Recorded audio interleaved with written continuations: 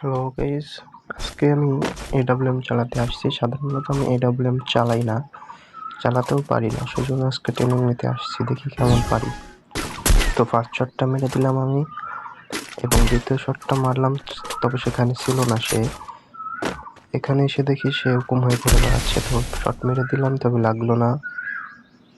দেখা যাক এবার পারি কিনা।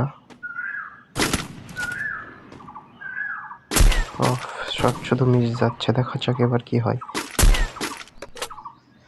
আশা করা যাচ্ছে এবার মেরে দেবো, দেখে এগিয়ে যাই সামনের দিকে।